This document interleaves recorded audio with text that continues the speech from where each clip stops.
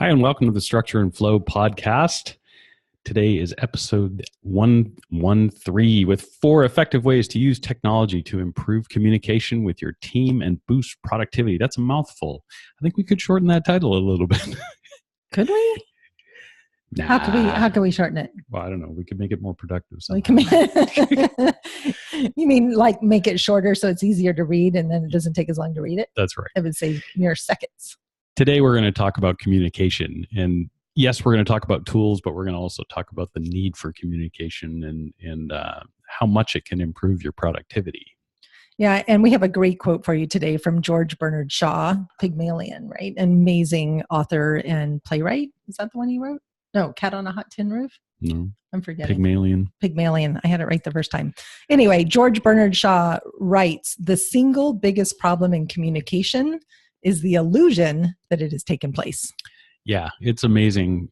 Even when you do try that, how little you can communicate unless you, I don't know, ask people what they heard. Or Yeah, it's funny. As a coach, we learn a lot of tools about how to be an effective listener, an effective communicator. And yet as a mom, I've learned that sometimes I think I'm being really clear, or even with Brad in business, I think I've said something and I think that I've been crystal clear, or I think I've sent that email, and yet it's not been received on the other end for whatever reason. Maybe it was the way I said it, the tone of voice I said it, it got lost in Gmail's spam account.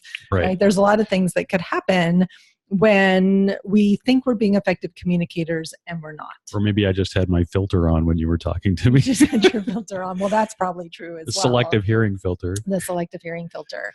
Yes, I have 3 children. Yes. Oh, nice. Hearing filters. Very nice.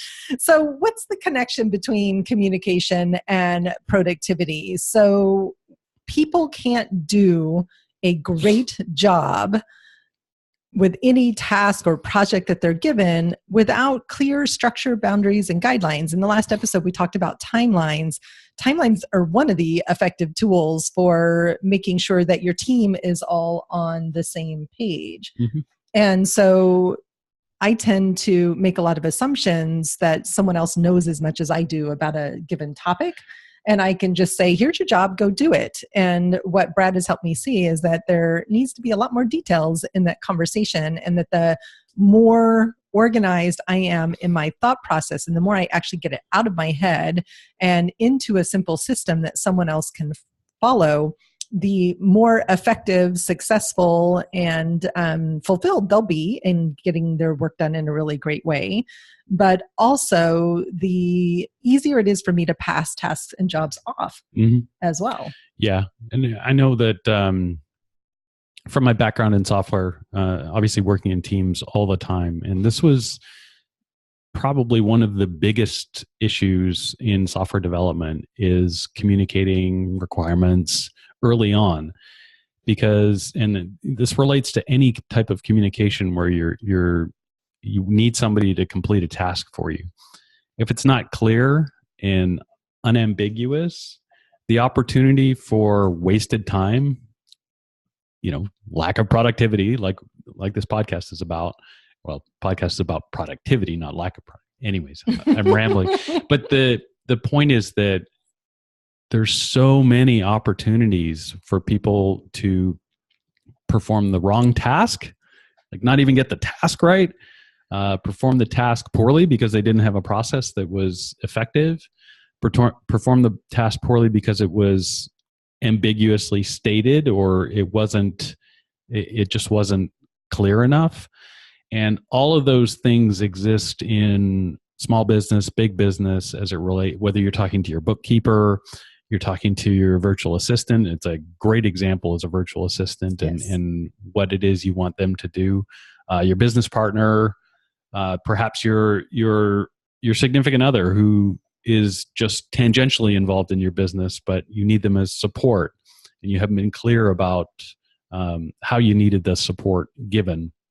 Those are all opportunities for reduced productivity or increase productivity based on how well you communicated what the actual goal was. Yeah, it's a great example of someone who's a solopreneur working from home, and if their spouse is not an entrepreneur and doesn't really get it, and they're assuming that you're going to go grocery shopping and do the laundry during your workday because you're at home, there needs to be some clear communication about, hey, my work is valuable. These are the boundaries of my time. I'm happy to do the laundry and go grocery shopping, but it's going to happen outside of work hours. Like, really setting clear communication boundaries around your time is an effective part of improving your productivity as well. Mm-hmm.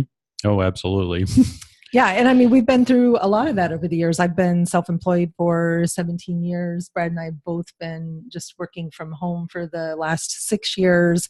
And so there's a lot of management of time, tasks, and improvement of communication, down to little things like a grocery list, and then up to big things like our editorial calendar. If you've been following our podcast, you know that we are huge fans of planning, and planning is a form of communication. When we sit down to do planning, we get on the same page about what needs to happen, when it needs to happen, what's the content that we want to plan. We sat down this week and planned out all of our podcasts for a month at a time so that we can see the rhythm and the flow. But if I were just to say, this is what we're going to talk about, then all of a sudden he shows up here to do the recording and he's like, what are we talking about? And it doesn't make for a great show. So there's communication that has to happen at every level and aspect of your business, even if you're just communicating with yourself. When you are getting all the stuff out of your head onto paper in a format that you can see it, or a journal or an Evernote or spreadsheet or Trello, whatever your tool of choice is, you need to be able to effectively capture your own thoughts so that you're not missing pieces either. So communication isn't always just a two-way street. It's definitely internal as well. And I think when it's out in front of you and you can see it, and you can then figure out what some of your resistance might be and do some of the inner work that's required around communication as well. Yeah, definitely. And that ties back to, we talked recently about setting a vivid vision for yourselves. Mm-hmm. A 3-year type of plan, whether it's a personal one or a business one. We please go back and listen to that. I think that was episode 111. Mm-hmm. And the base message there is about communication. Yeah. It's communication with yourself. I think of it as communicating with your brain, because your brain is going to go do other things and stick in its comfort zone and go back and watch, binge watch Netflix or whatever, unless you've communicated to it, hey, this is what the vision is. And the same is true for the people around you. If you can communicate a vivid vision of what's coming up, whether that's your 3-year plan or simply a process to work on a blog post, then you're communicating effectively at its most basic level. And that's your key to productivity and improving your productivity. And when you first start working with team, it can be a little tricky if you've never done that before. I remember when I had my publishing company and I started hiring salespeople, learning how to communicate effectively and support them and give them enough information to do a great job. It was a lot trickier than I thought it would be. As a former school teacher, I thought I was pretty good at communication, but I learned I had a lot of room to grow when it came to effectively communicating with the team. And like Brad said, to clearly articulate the vision that was in my head that felt really clear, to be able to put that into word systems and processes that allowed other people to succeed. And that has been part of Brad and I's journey about completely different work styles. As the spreadsheet loving guy versus the I got to see everything on a piece of paper girl, we had to find a way that we could mesh our systems together so that it works for both of us. So our process might take a little bit longer. Yeah, we do both. But it works for us. And mm-hmm. At the end of the day, we have the creative brainstorming part of the practice as well as the, hey, here's what we said and here's how we're going to make it happen. So communication is always a two-way street. It requires a lot of practice. And we have found some tech tools that we use to do this more effectively and seamlessly. And on top of that, just the reminder that when you have team, you have to talk to them. Yeah. Like I'm not always the person to get out. In fact, I'm rarely the person who will talk to people. So this has been a key learning for me as well. And I'm still not very good at it, but it's getting me out of my comfort zone. I think I tend to be, I'm shy until I get to know people. And so typically that ends up meaning I don't get to know people a lot. But it's crucial, and it's something that I need to continue to develop. And being in small business, you just got to do it. Whether it's nice. I know that we've had clients, and we always will, who are like me, where they rather just spend time in their studio and not interact with the public. But that's not really how business works for you. And everything that we're seeing in marketing that is trending today is about communication and connection.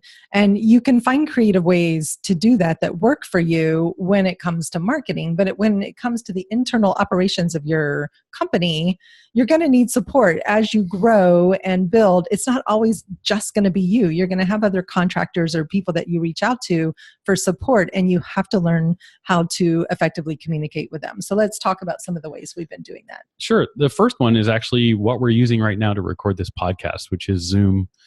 Zoom.us is a video conferencing system, also a webinar system. It's excellent. It's basically Skype like you used to know, but way better. It's better than that. But it's allowed us to have weekly conversations face-to-face with our virtual assistant, and weekly or biweekly conversations with our clients as a group. Manette uses it constantly for client calls. So communicating, it's key. At its, once again, at its most basic level, it's a tool for communicating. And there's nothing better, or the only thing that's better than face-to-face over video is actually in person. Yeah, and of absolutely. course, we know that for the most part, we work worldwide, and that's true for some of you. Other people, you need to physically go somewhere, but I don't know, if you lived in LA, you'd probably be more likely to use Zoom than drive 2 miles on the 405. So yeah, isn't that the truth?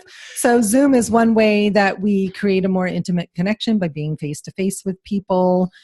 We also use Google Docs constantly for easy sharing of documents and feedback. And I wanted to share a specific example of how I use that this week with my friend Shannon Hernandez. I mentioned, I think in the last episode, that we're leading a retreat. She's leading a retreat. I'm going to go teach art. It's going to be really fun. Very nice. And we've been working on copy for the sales page and sales videos. And we use Google Docs to work with the copywriter to communicate among the three of us effortlessly. So Google Docs allows you to put comments in, to tag people in the comments, and it just made it so there was no long phone conversations or no 500 emails going back and forth. It was one document all inside of one tool. It minimized the amount of back and forth time and was a very effective way to have multiple people working on one document at the same time. Brad and I do this often. We use it for our podcast planning template. We use it for email copy, for marketing copy. We've used the Google Slides for presentations, and it's so easy to share documentation. I use it for all of my Monday Motivation blog posts. Go to our VA, and it all is done in Google Docs. So easy access, easy communication, effortless.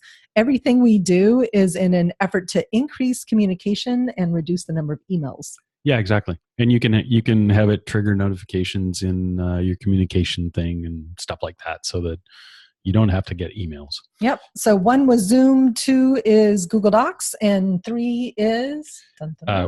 We use a chat system called Slack. Many of you will have heard of it. It's very, very popular. There's a million different chat systems you could use. You could use Facebook Messenger. You could use your texts on your phone if you wanted to. You can use things like Google Hangouts.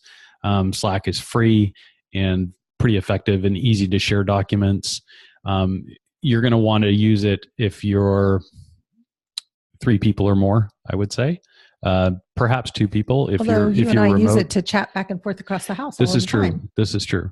I would say it took Manette maybe 2 months to get off the email train as it related to sending me emails about things and start using chat. I tried to to get a similar thing launched at my the software company that I worked at last, and they were a little bit old school, and I could never really get it launched. And So there's why is it always better than email? Why is Slack or other and I don't think text or Messenger work as nicely not as well as a good chat Slack. system. But why is Slack better than email? It's built for short back and forth conversations where it's a low bandwidth conversation, and you just need a quick update from somebody, a yes no type of answer, or something that they can type in 10 seconds. And unless they've turned off their notifications, or they've said I'm away from my desk, you can expect an answer fairly quickly. Whereas email, especially these days, there's a lot of people that are wandering around with 17,000 emails in their inbox. And we literally had that from someone this week. Sure. Say they had 17,000 emails. And so your whatever your business critical, I need this, or I'm hoping to get this now type of communication question is just another one of those 17,000 emails. And people have a tendency to only check their emails, some people once a day. If they're smart. Yeah. I'm not that smart. So chat is more effective. Now, don't get me wrong. There's people that abuse chat. You could be in a company with a bunch of people and where the chat is just off the chain and you can't even keep up, and then it breaks down, but you can always set up private conversations and different types of chats that avoid that. So I think most people understand the value of chat over email in terms of short-term so it's quick. That's the main thing. Like for us, if we need to tell our VA that a podcast is ready for her to finalize the production and get it all uploaded and social media created, one Slack notification makes it really easy to say, hey, this is done and waiting for you. You can attach documents. You can share links to Google Docs or other Google files. You can upload images. It's also searchable, which is nice. It's searchable as yes. And so you can go back and find conversations. So for us, we find it to also be distraction free in the sense that I'm not getting ready to go send an email to our VA, and then I find that I have 10 emails that all need a reply, and I get distracted by those emails because I try to batch my time in email only a couple of times a day. I'm not always super successful at that. But to me, Slack minimizes the amount of time you need to spend in email, which is always a really good thing. It's a quicker response, and there's no need for this long back and forth. Hey, Brad, how's it going? Doing okay? I need an answer about this, which tends to get lost and buried in the bazillion email newsletters like ours that hopefully are showing up in your inbox. Right. And then I think finally for communications, just the file sharing utilities that are out there, whether it's Google Drive, Amazon S3, which is a little bit more complex, things like Dropbox, which are really popular. Mm-hmm. There are people that run their companies using those types of tools. Yeah. You can have someone on the other end set themselves up to get a notification, whether it's in Slack or email or on their phone, that a document has been uploaded or a document has been downloaded or it's been modified. And so it's a way to communicate larger items around between people. I think Google Docs is fantastic just because it takes, or not Docs, but all of their suite of tools is fantastic because it takes it that much further. You can then not only store them, you can have team level editing of the files themselves, which you can't get in Dropbox. But that file sharing is crucial. You don't want a situation where, oh, that file's over on this computer or that file's over on this computer. The cloud is just wonderful for that type of thing to avoid that type of problem, unless you're, super worried about security or something like that. So to recap what George Bernard Shaw said, the single biggest problem in communication is the illusion that it has taken place. So we would invite you to consider, after listening to this podcast, how effectively are you communicating with yourself, with your team, and with your family? Where could you put a little more time into creating better and more productive forms of communication, maybe putting better boundaries in place. Maybe asking them what they heard. Yes, asking what they heard. That's a classic coaching tool, is where you reframe back to somebody what you heard them say. And so there's practice just actually talking to other humans that can happen and is important and needs to happen. But then there's also technology that improves productivity and communication by keeping everybody on the same page, making sure everybody has access to the same timelines, the same documents, the same files, and that those quick responses are happening without wasting a lot of time in email. So I think that's a little bit of a summary. And communication is an art. It's a practice. It's not always easy, like Brad said, especially if you're a little bit more on the shy side. It can be hard to stand up and ask for what you want and ask for what you need. But truly, the way to grow your business is going to be to ask for support, whether that's family support, support from your friends, or support from a team of contractors. Yeah. And once again, this is a productivity issue. Your ability to communicate with quality, or your inability, is going to track directly with your productivity. Cool stuff. Yeah. So next week, what do we got next week? So in episode 114, man, these episodes are just flying by. It's cool stuff. Pretty exciting. So in episode 114, we're going to talk about what I'm calling the well-structured life, and how you can intentionally manage your days to improve productivity as well as increase your creativity. Ooh, I might learn something. It's the topic occurred to me when I was thinking about, and we've talked a little bit about this on the show, but I want to go a lot deeper. We've been really working hard at this personally, to structure our days in a way that not just make us productive, but make us happy, that make sure that we're getting the most out of our own creative times of day, that we're not overdoing it as well. And it's a beautiful, beautiful process. And so when I went and actually Googled the term well-structured life, there's some really cool research out there. So I'm excited to share some of that with you guys on the next episode. Stuff. Cool. Alrighty, guys. And as always, remember to go and discover your unique productivity style. Take the unique productivity style quiz at pathtoprofitacademy.com/UPS quiz, because once you know your productivity style, then you can start to create a blueprint that will work perfectly for your creative style.